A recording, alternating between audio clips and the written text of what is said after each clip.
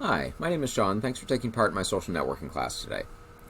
Social networking services are designed to connect different users to one another through several degrees of separation, which they do by exploiting the power of loose connections. What I mean by that is they not only connect you to immediate friends and family that you would think of, but also to people that those friends and family are connected to and that you might peripherally know or have met a couple of times. And they'll also suggest people to you based on other contacts that you have or characteristics that you list about yourself, such as your place of employment, where you are educated, where you live, other hobbies that you might have. And through that, they expand your groups and your connections, and they help you find other people to communicate with, share information or content, or just participate with and essentially spend more time on their services. Now, all of these different services have different purposes. Some of them are entirely social, just about getting to know people, contacting, entertainment, that kind of thing. Others are used for things like job hunting or finding customers, sharing products that you work on, all kinds of different venues and emphasis depending on the network that's out there. There are more than we could begin to discuss, but a few of the popular ones that we're not going to go over today that you might have heard of. Flickr is a social network that is for photography enthusiasts. A lot of professionals sell their works on that. Instagram is a very popular, mostly mobile-based, though you can use it on a desktop computer, social networking tool for sharing photographs and videos. You have things like Snapchat and TikTok that are used by a lot of younger users but have gained more widespread acceptance over the last few months to years.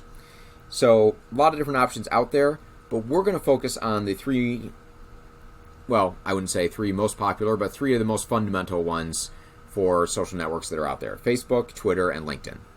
Now we're going to start with Facebook and go over all the basics that are available there. Before we get started with that, I would like to show you where the outline for this class can be found. If you go to the library's website at mybpl.org and then go to Services, Computers, and Computer Classes, you can then find the outline social networking, which is what I am working off of today. So let's get started with Facebook. So here's an example Facebook account. You'll see in all three of the services that we discussed today that I've created fake test accounts just to use for the example of today's class, but I do want to talk about how you would create an account if you were starting from scratch. So this is already signed in to a test account that I have created for today's purposes. But if you want to create an account and you have not used it before, if you simply go to www.facebook.com, it'll have the welcome screen for you there, and right in the middle of it you'll see sign up, it's free and anyone can join. All they require is first name, last name, either email or phone number, and a password. Whatever other information you can put in is entirely up to you. And once you've created the account, then you'll be looking at a screen similar to what I have here. And you can go through and add in as many things as you like in the ways that we're about to discuss. Now is as good a time as any to talk about privacy issues and the information that you enter into these accounts. When you are creating an account with any social networking site, they will have different terms and services, and they'll have listings about the rules of what they share and what is allowed on there. And depending on the service that you're using, some of them are more or less straightforward with what they provide to other people and how private they keep your information. Anything that you enter in is entirely up to you and up to your discretion and what you are choosing to use this for. So if you feel at all uncomfortable with any information they're asking for, don't use it. Don't put that in. Don't enter it in. That's perfectly fine. If it makes it harder to use that service, then maybe that service isn't right for you. This is a decision that we need to make on our own, and it's perfectly reasonable to feel uncomfortable with some of the information that's requested. A lot of these services, Facebook included, don't have a great track record for keeping their customers' information private. If you're wondering why are these free, a large reason is because you are advertised pretty heavily too while you're on this. And so you will see a lot of ads. You'll have a lot of targeted things based on the interest that you have expressed will come up and will advertise to you while you are using it. So be aware of that. And be aware that if you want to keep things private, you can be cautious. We'll look at some settings as we go through. But the best precaution is to not put something on if you don't want anyone to see it. So just like to give that warning. That applies to all three of the services that we're using here, and really any social network site and just about anything that you put out over the internet, but I wanted to say it right at the beginning. Now, once you have created an account, you will come to a screen similar to what we were looking at here. They will ask you through the account creation process questions about you personally, where you went to school, where you work, where you live. Again, you can choose to answer those or not answer those, and you can always go back and fill them in later, as we're about to see when we go to the profile. But this is our home screen that we are looking at. In the home screen, we have a couple of key things that I want to draw your attention to. We have this bar across the top that we can use for a lot of the basic services, finding things on Facebook, getting to our profile, getting back to our home screen, finding more friends to be connected to, or creating additional pages or other content for our Facebook site. And we have the notification section over here that tells you about friend requests that you might have coming in. We'll talk about those in a minute. Chat messages, notifications for updates on your information. We'll talk about those too in just a moment. Changing accounts if you have more than one, and getting help or going to your settings. Down the left-hand side, you have a list of key places that you might want to go to within Facebook. As you can see, there's a lot of content here. You don't need to worry about every single thing that's available to you. I'm going to go over some of the major ones right away and just let you know how that works. Now, first off, the search bar that we have at the top. This is not similar to a Google search bar where you'd be searching for things across the web, Google, Bing, any kind of web search that you might do where you're trying to find things. This searches for pages or accounts in Facebook that you could find. And so if I were to click here and search for, say, Portillo's, this is not going to find their website, it's going to find their Facebook page. And so I can go to their Facebook page, and I found information that way. So that's how you would use the search there. Now, a lot of Facebook pages will have on them the actual website that you can go to, and as I scroll down, I see in the information Portillos.com. But some smaller companies that don't want to pay the cost or put in the effort that's required for making a website will simply have a Facebook page and have all of their basic information there. So sometimes the best way you can find something out about a local business is through Facebook. We'll come back to these professional pages in just a few minutes, but I'm going to go through some of the other options here first. As we work our way across the top bar here, the next item that we see is our profile. This again is a fake profile that I made here. It does have my first name. And when I click on this, you would see all of your personal information. If this is a brand new account or one that you haven't filled in very much, this might be largely empty the way mine is here. So as I look through this, I can see if I wanted to add a personal picture, I would do that here. Again, that goes to the privacy things that you might want to have. You can have a second picture, sort of a wallpaper behind you here, where you add the cover in. I'm going to skip those for now. You can choose to edit the profile, where you would change your bio. That's a description of who you are. You can put in featured posts, and you can put in information about yourself. That information about yourself is going to be things like where you work, professional skills, college that you went to, high schools, etc. These are largely used for helping you find other contacts within Facebook, finding other friends.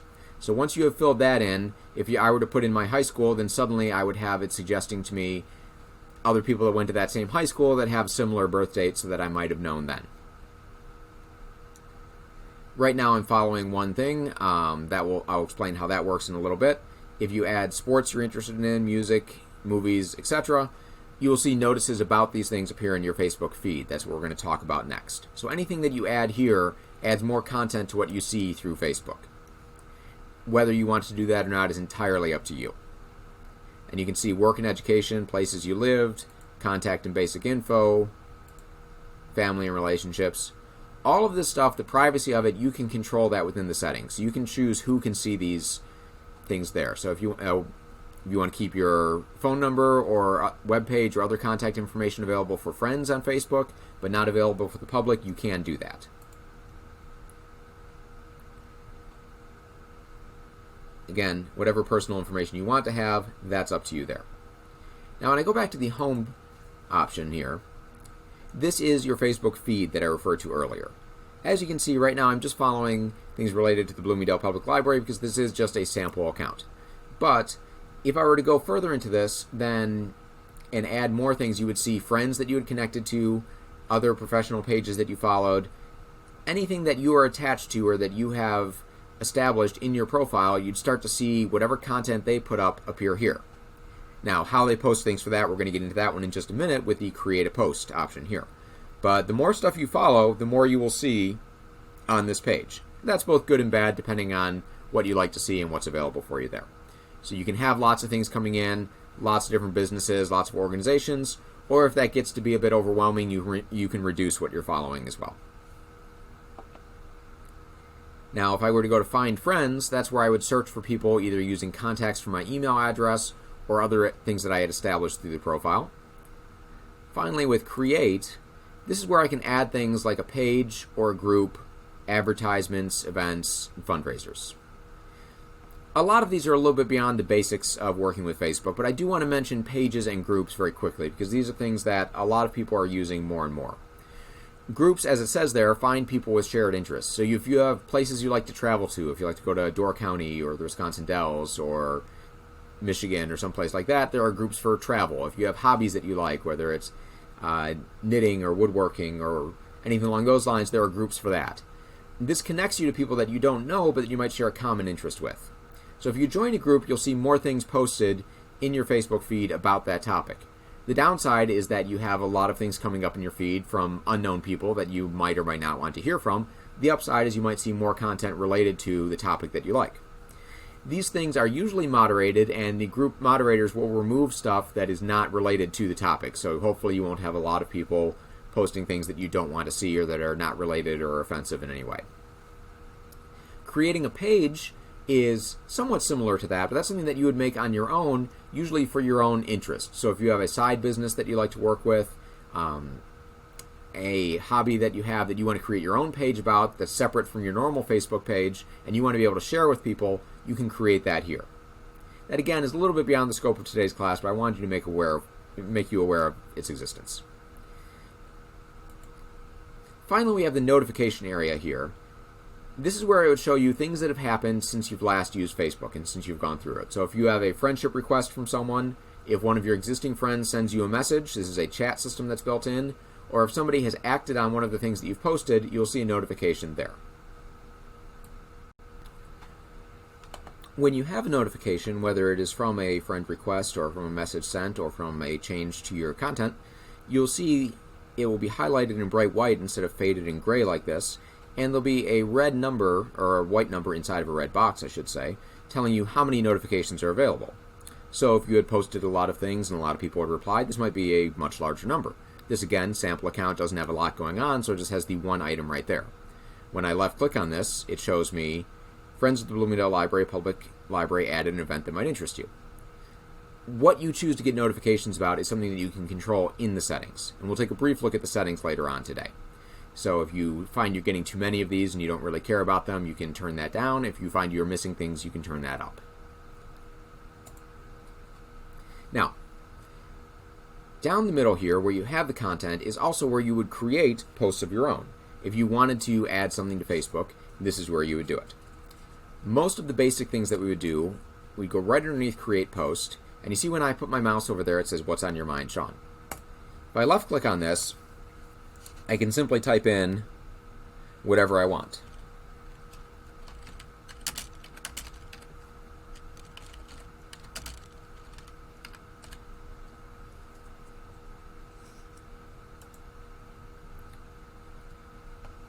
And whoever followed me would then see that update come across their feed. I should clarify with that, it's not quite so simple. The way Facebook works, it makes available to anybody that you are connected with, anybody that you're friends with or that is following you through this, anything that you have posted. But because of the large number of connections that most people have, most of the time you won't see every single thing that every single friend posts on Facebook. Facebook uses an algorithm to determine what people are reacting to or interacting with more, and so those things will be more likely to appear in your feed.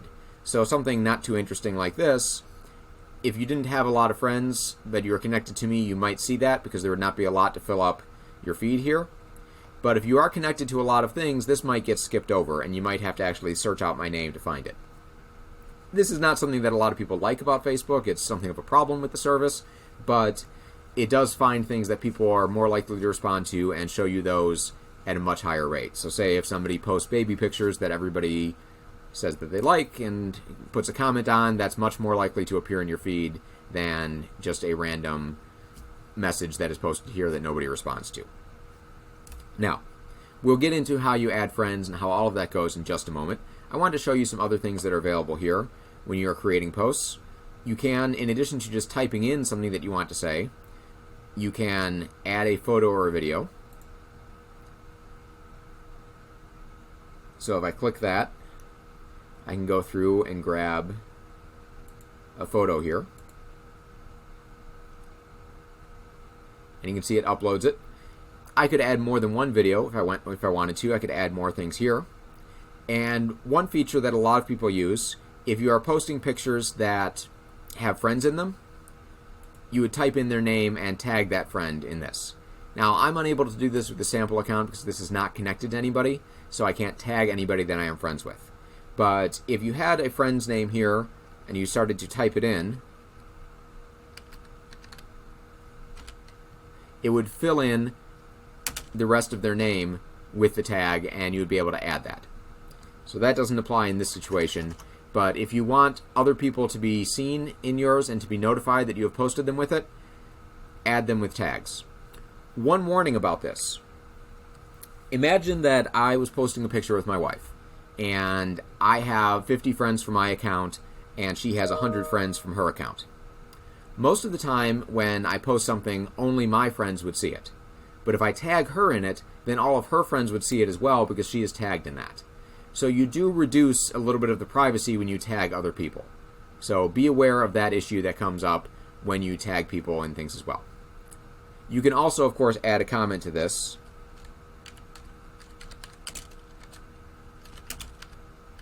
And it can be more interesting than this one, but just throwing something in there. And you can add emojis and other little things there, but these are the main ones. One last note, Facebook has a temporary option. Instead of your news feed, you can add things to your story as well, and that will only be in it for 24 hours, but it will be drawn to people's attention a little bit more if you put things in a story. This is more popular, to be honest, in Instagram than it is in Facebook, but it is still an option that you have. So now I will post. And here you can see the picture that I shared has now appeared with this. By the way, you notice next to my profile name that I've created here, the fake name that I've put in with that, it just has the blank screen. If I had added a profile picture, then you would see that as well, and so that would stand out more for any friends that were following me. They would be more likely to see my picture appear with that. Okay, let's talk about finding those friends and how you would go about doing that. The most straightforward way to find friends is by either searching for their name here or finding them through the Find Friends tool. Right now it's saying no new friend requests. View any sent requests that I have made. We don't have any there, and I've not put a lot of content in, so it doesn't give us a lot of suggestions. If I were to search for names with this,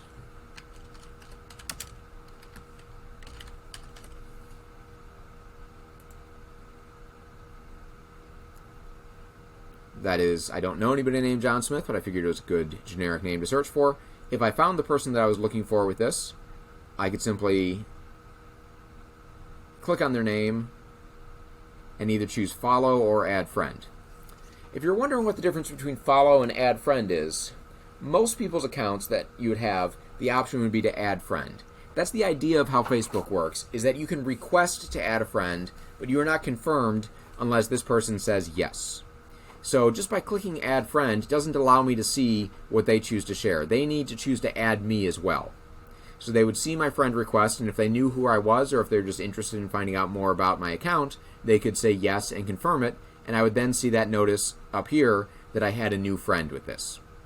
When you see follow, it's usually for some kind of a professional page. This would be similar to that Portillo's one that I showed you earlier that I'm going to go do that search again. When you choose follow, that is a page that the person has chosen to make public, so they don't have to approve your request. You can just follow along with it if you want. So normally this is people trying to promote either themselves or their business or a product that they have or whatever it might be. So if I were to choose to follow whoever this John Smith is, I am now following that person. If I were to search again for Portillo's,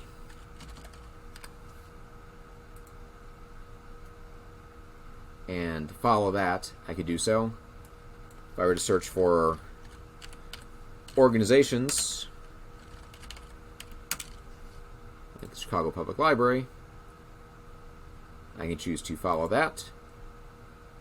And you'll find there are a great many options available with this.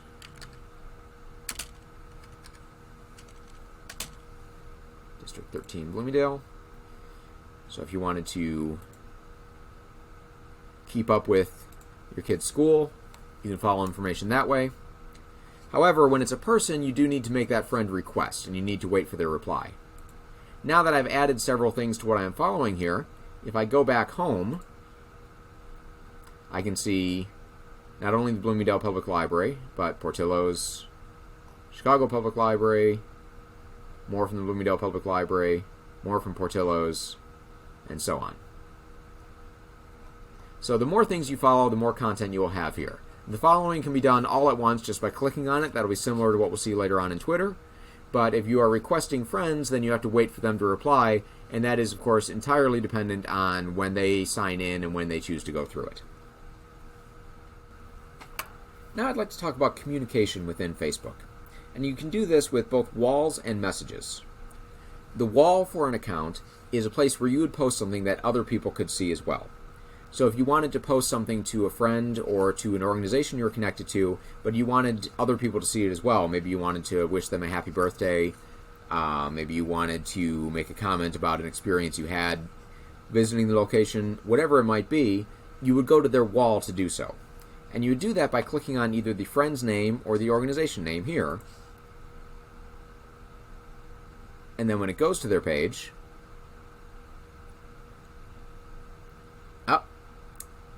seems like Chicago Public does not allow that. Let me go back.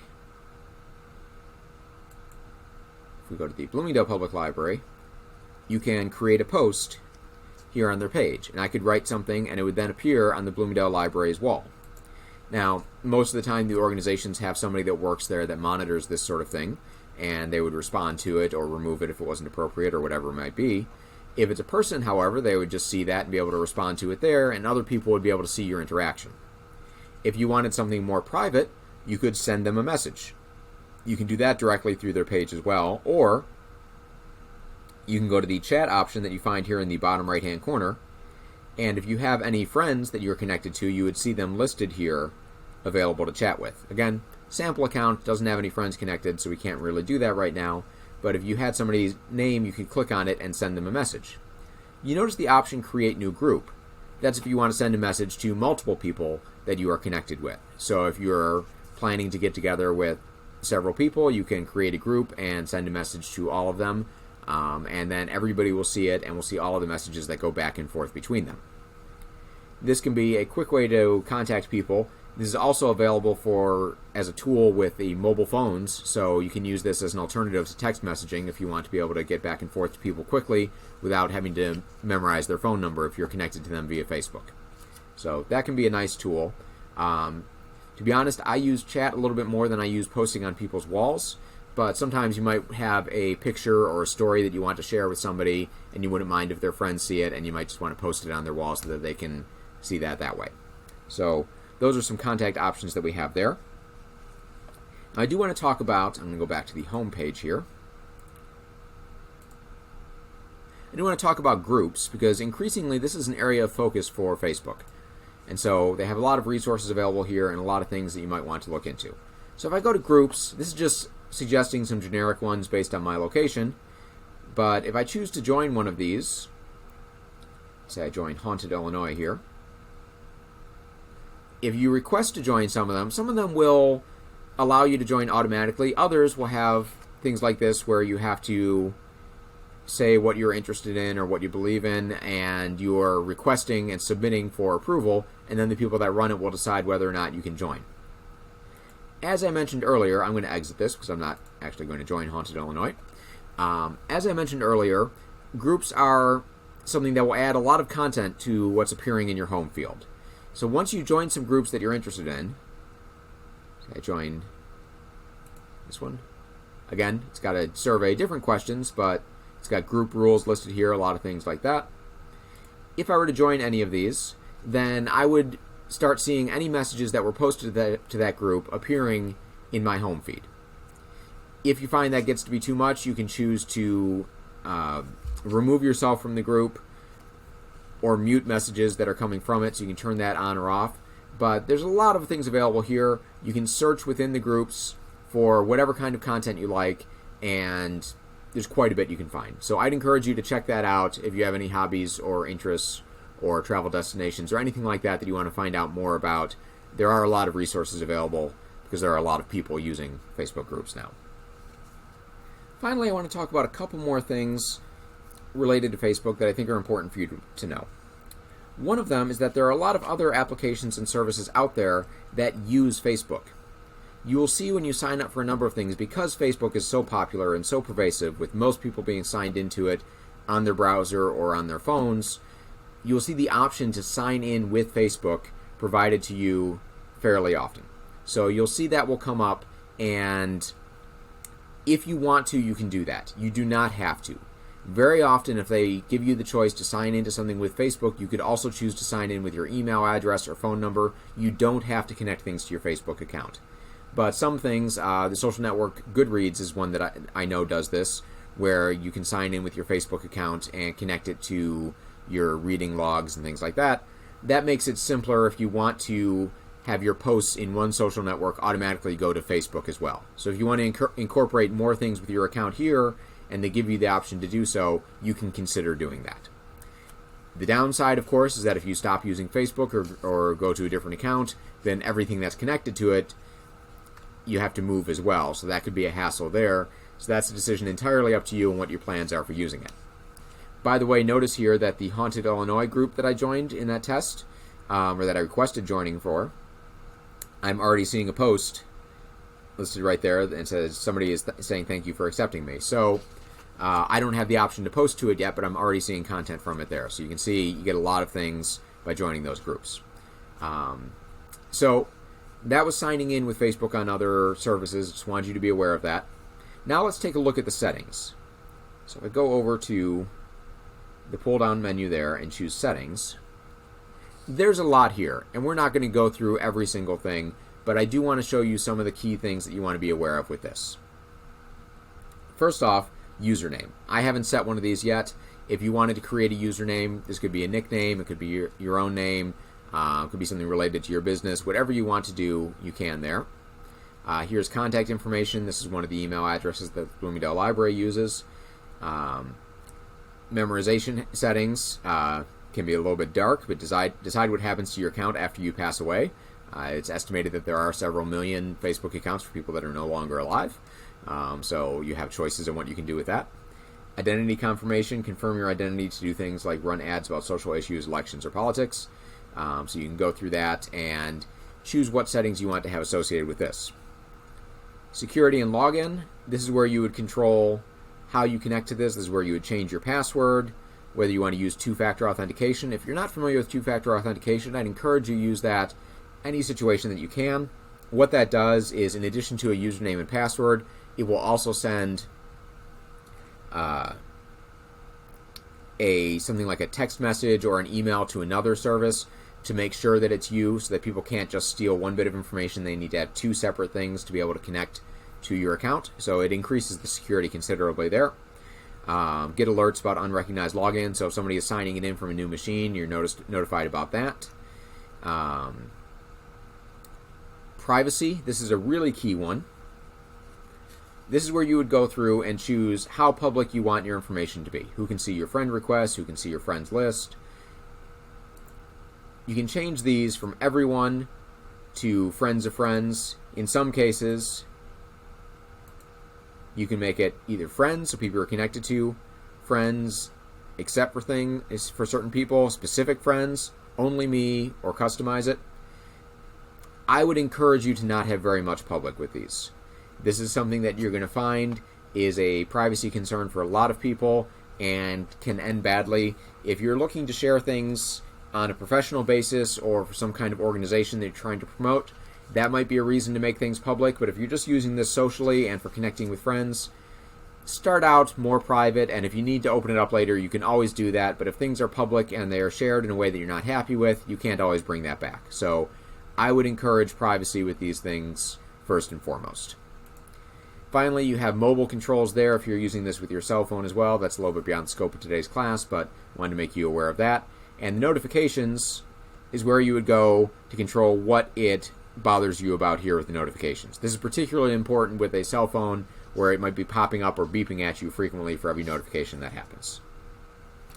I do have a few common Facebook questions that I want to go over here, things that people have asked me about in previous classes or that come up a lot in assisting people here at the lab at the library. First one, and this is by far the most commonly asked question, if I unfriend someone, will they be notified? No, they won't be notified, but you will be removed from their friends list as well, and they will no longer see your content. So they might be able to put 2 and 2 together and realize that you have removed them from being a friend on Facebook. Now, if that's what you want to do, that's perfectly fine.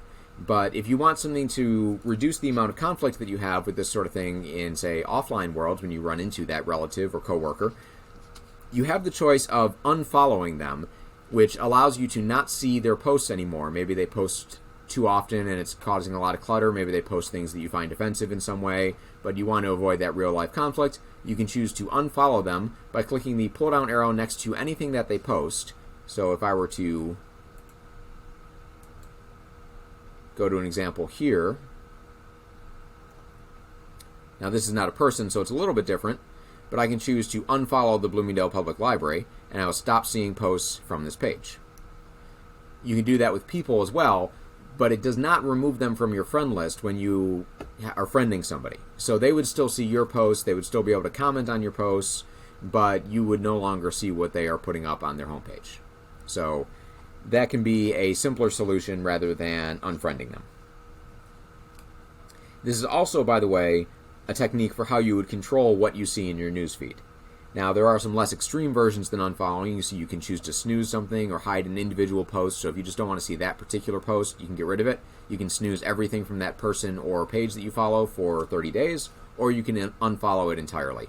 If it is something that you think is offensive content or problematic in some way, illegal, you can choose to report it to Facebook, and then it will go into an automated process that is out of your hands. Next question that I have here in the handout that I give to you is one that we've discussed a little bit already. What's the difference between a page and a group? Again, a page is a secondary website, but still associated with your account and controlled entirely by you. It's a tool that you use for sharing things specific to a topic or an organization or a business or whatever it might be, but it's separate from your own Facebook feed, even though it's still part of your account. So somebody could be your friend on Facebook, but they would not see this stuff unless you posted it directly there. Whereas a group is something that a lot of people join in together, and you have content from other members of the group, not just the person that created it. We mentioned this earlier, but I'm going to stress it. Be aware that if you join a group, you'll see posts from other members of the group in your newsfeed, and that is something that may or may not be a good thing. Entirely up to you. Finally, I mentioned, can I deactivate my account? This is something you can control. One of the fun things about teaching people how to use an online service like this is that they're always making changes to it, and so the instructions that I have in your handout are not entirely correct. If you go to security and login, you won't find deactivate there. It's now under your Facebook information, and you can see deactivation and deletion. This is where you would go to remove your account. So if you decide Facebook's not for you and you want to get rid of it, you would go here to do that. And this is also where you would see other information about your account if you're concerned about what information they have about you listed here and what is available with that. So I hope that was helpful as an introduction to Facebook. There's a lot here. There's a lot of people using it and a lot of content on Facebook, and so there's a lot of things that we can get lost in. A couple of other quick things I'll mention here. If you start blocking people that are bothering you on Facebook, you would find the list of them there. Location services is a way to tag where you are at so that other people at that location that might be interested in your post are able to see it. Stories is the archive of those stories that I mentioned earlier when you're creating posts. So there's a lot that we could get into. Hope this was helpful as an introduction. Now we're going to take a few minutes and take a quick look over at Twitter. So this is the screen that you see for Twitter once you're signed in. This again is a sample account. It is brand new, so it does not have a lot of content here yet. We're going to fill that up in just a few minutes. But if you are new to Twitter and creating something for the first time, you would again go to twitter.com. All it requires is you to create a username with an email address or a phone number and create a password, and then you're ready to go. Twitter, again, is free to use, so you can get started with this. It is in some ways easier to use than Facebook because it has removed the friend request aspect of it and you can simply choose to follow somebody that is posting on Facebook. Now, there are some caveats with that. People can choose to make their Twitter accounts private, in which case you would need to request for them to allow you to follow them. But most things that you're going to follow with Twitter are going to be things that you would be able to follow without having to have the request and back and forth. Because Twitter is a social network, and it can be used for communication and sending messages similar to Facebook, but it is used a lot more as a sort of a news aggregation tool or a promotional tool. So most people that use Twitter, which I read recently that 24% of the country uses Twitter, so a lot of people, but not nearly as much as Facebook. Most people that use it, most of the people that they follow will not be people they know in real life. Unlike Facebook, where most of the people that you follow would be either real-life friends or contacts or friends of friends, people that you know tangentially in your real life offline. In Twitter, you're more likely to follow celebrities, news organizations, sports teams, writers that you like, TV shows that you like, actors, actresses, anybody that you find entertaining or that you want to get information from. Twitter is a good tool for that. It also is a good tool to find out about discussion topics or things that are going on. And I'm going to show you all of that in just a moment. Now, I'll show you how to tweet and how to create or content yourself, but most of what we're going to concern ourselves with is finding things that we want to find out more about. So to do that, let's take a look here at the homepage. Now, if I was already following people here at Twitter, I would see a long list of tweets from the people that I was following. I am not yet, so we don't see a lot of things there. If you want to search Twitter, we have this option over here on the right. We're going to do that in just a second. I want to show you on the left here a quick rundown of our choices. Home brings us to where we are right now. Explore allows you to look through hashtags. We'll talk about those in just a moment. Notifications are similar to Facebook in that they are notifications on your messages. This is something that would be relevant if you yourself make a lot of tweets. If you're just following other people, the notifications is a lot less useful than it is on Facebook. It's something that, to be honest, I don't use very much on Twitter, and I use Twitter quite a bit. Messages, again, is something that is more commonly used in Facebook than in Twitter, but if you find yourself exchanging messages back and forth with people here on Twitter, you might use this. Bookmarks are tweets that you have created a bookmark on and want to come back to later. List is a similar tool if you wanted to have groups of accounts or information there. Profile is where you would go to see your own information that you have made available here. And more has some more choices, things like settings and privacy that you can get into. Analytics if you have a lot of tweets out. These are all useful tools if you find yourself using Twitter for sending things out quite a bit more. But the ones that I'm going to focus on today are going to be searching Twitter for finding things that you want to follow and using the Explorer to find hashtags you might be interested in. So let's do a search for the Bloomingdale Library.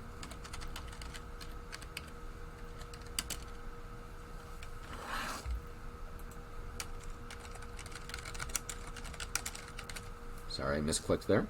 And you can see suggestions will come up right away, and that is the Bloomingdale Public Library. So you see I can follow that. And once you follow one thing, other suggestions come up as well. So I could say, follow some other libraries here.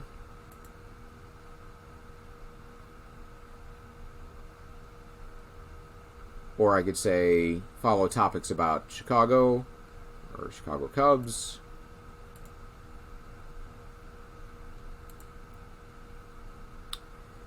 And then we can get into all kinds of choices there. I want to go into the difference between following individual accounts and following topics in just a second, but I want to get a couple more accounts put in here first. So let's quickly add some more people to follow here for our account. And there are two ways to do that. We could search for more people that we want to follow. So I could search here for, say, City of Bloomingdale.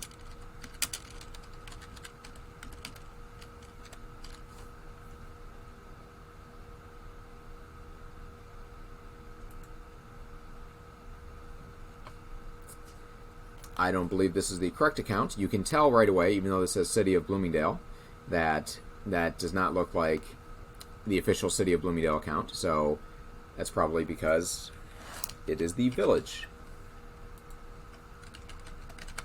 of Bloomingdale.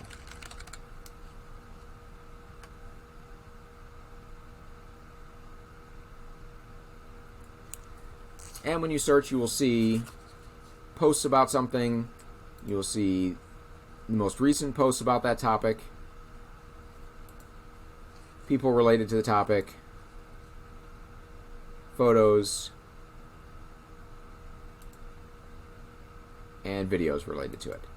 And so you can see photos, Village of Bloomingdale, Chicago, Village of Bloomingdale, and you might see in this people that you wanted to follow or people that you wanted to connect with.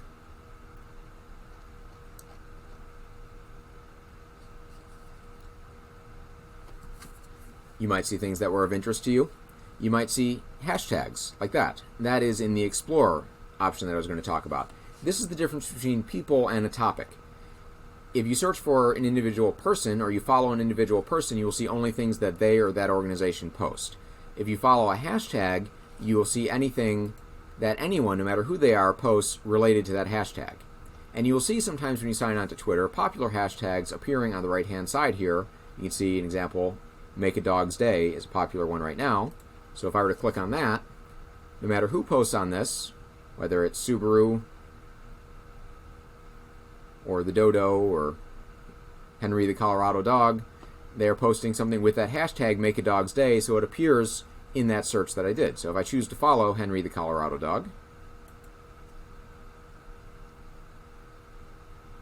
or the Dodo, I will now see all the posts by those two accounts, but because I am looking at this hashtag right now, I am specifically seeing any posts, no matter who sent them, by that, and I am seeing lots of cute dogs. So that's the difference between following an individual account and following either a topic or a hashtag. So you can search for a hashtag simply by going up to the search and type it in. So sometimes you'll see during TV shows or in magazine articles or newspapers, they'll have a hashtag at the bottom of them. They'll have that pound symbol and then some words or numbers. And if you then go to Twitter and you search for that, you will see anything related to that hashtag that other people have posted about. It's a way of creating an online discussion between strangers. This is how, if you heard stories about how Twitter was used for things like revolutions in 2010 and 11, other social movements, the way that people that do not know each other are coming together with this over Twitter is they are using these hashtags to search for other people who are posting it, even if they're anonymous accounts or ones they're not connected to. They can find each other through these hashtags. You can also find cute, fun things like Make a Dog's Day. And you can go to Explore and see trending topics, and you'll see things related to sports events, public life, whatever it might be.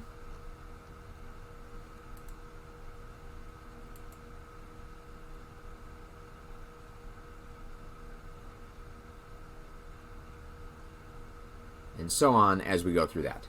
So that's the idea of how Twitter allows you to find information on things more than just what you are searching for.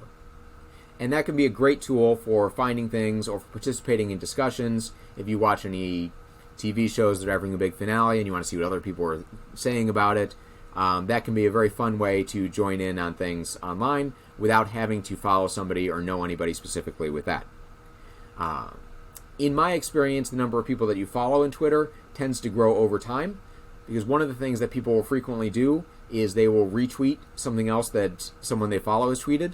So say you followed me and I saw something that I liked and I retweeted it. If you then saw that and you liked that as well, you might then choose to follow that person. And your follower list sort of grows organically in that way.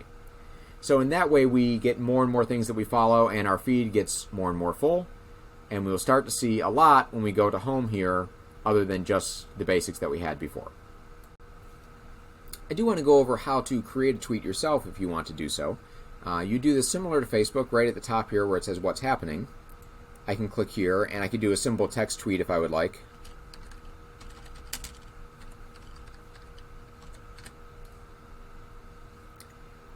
And say tweet. Now you notice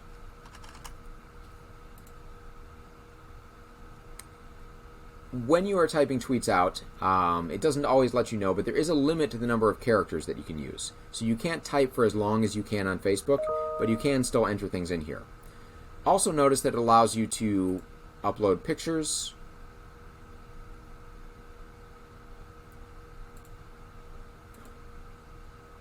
or you can grab GIFs, charts, emojis, calendar events, whatever you want to do. And you have the same options of tagging people that you would have with this before. Now, I want to mention tagging people. If you type in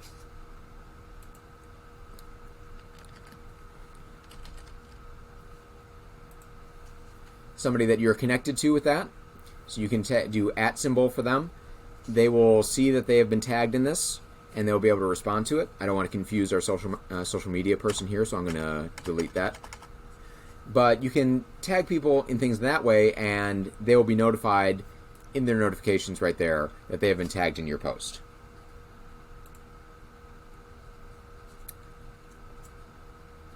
I also want to show you, when you see somebody's post, so say I see this picture here from the White Sox, you have some options of what you can do underneath it. If you want to make a comment on this, you can click the little comment box here, and you can reply to it. Anybody that saw the original tweet will then see your reply as well. The circling arrows here is the retweet option. So if you wanted to send this out so that people that follow you can see it, you can choose to retweet. And then finally, the heart is the equivalent of liking something like you would on Facebook, so that you want to either make note of it so that you can come back to it later, or just tell whoever that tweeted it that you like what they posted there. So you have those options available to use at any time.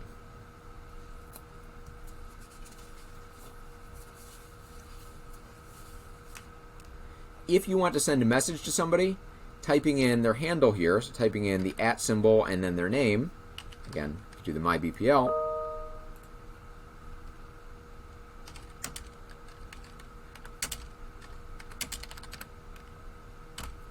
you can type in a name there, and then they will receive that message and see that something was sent directly to them.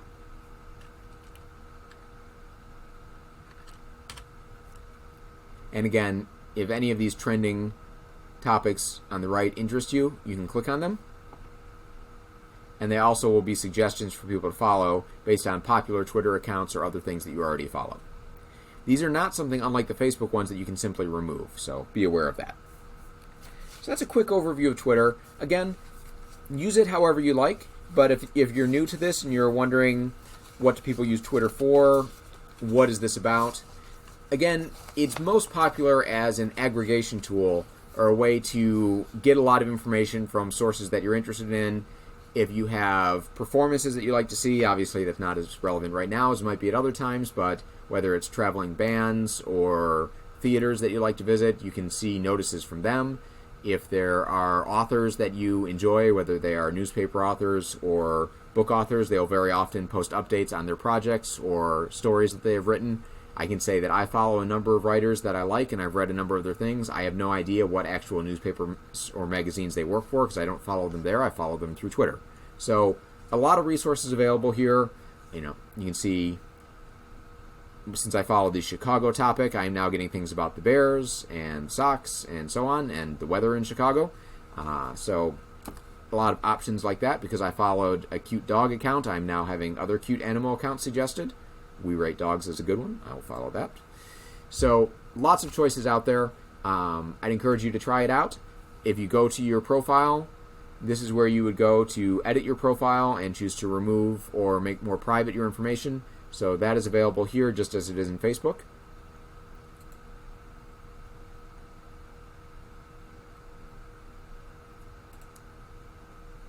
And that is a quick intro to Twitter. Now let's take just a few minutes to discuss LinkedIn. It's similar to Facebook, but with more of a job finding or skills slant to it. Finally, I want to take a quick look here at LinkedIn. LinkedIn is very similar to Facebook in its structure. Even if you just look at the layout with the options across the top and the directory down the side and then the content in the middle, it looks a lot like Facebook. It, however, has a lot less of the fluff and a lot less of the interaction with other sites. It is intended to be a job finding tool. And one thing that I will mention here is that for pay accounts for LinkedIn are much more common than they are for Facebook or for Twitter or anything else. People looking for jobs very often have the basic accounts where they don't use the premium, but people that are trying to hire will almost certainly be paying for the account, and if you want to have more services available to you, you might consider the premium if you're using this as a job site seeking device. So when you're creating a profile here in LinkedIn, you would have more of a focus on job skills and experiences and uploading professional documents like cover letters and resumes rather than more of the finding common interests and connections through that. You will find if you start working with LinkedIn and you have your name available professionally that other people might contact you through this. So whether it's vendors that you work with or other employees, you'll see more and more with this. And LinkedIn itself is very aggressive in sending out contact emails to other people that you or anybody else that you know that has LinkedIn account has. They will start sending it to other contacts in their email address. And so if you've received a lot of messages asking you to sign up for LinkedIn or consider joining it, that's why. Somebody that you know has worked with it before. You see you can have the My Network option here where you would see people that you're connected to. You can see jobs offerings. So if I go here, I can search for things.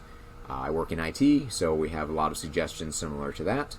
And I would look through there. Messaging system is similar to Facebook's. Notification tells you about messages that were sent to you. And so you can see a lot of these similar tools that we had before, but a little bit more professional looking. See, suggested job searches and everything rotates around that topic. Everything is going to be going on there, and you will see a lot of things like what's suggested to me here, offering for professional assistance. They'll say, hire a resume writer. You'll see offerings for job hunters available or for other tools that you can use to find work in different places. And so something that you might want to consider if this was something that was of importance to you, but be aware that a lot of these things do require payment as you go through it. If I were to search for a job, I could type in either a location or a job title or both. So say I just type in a location.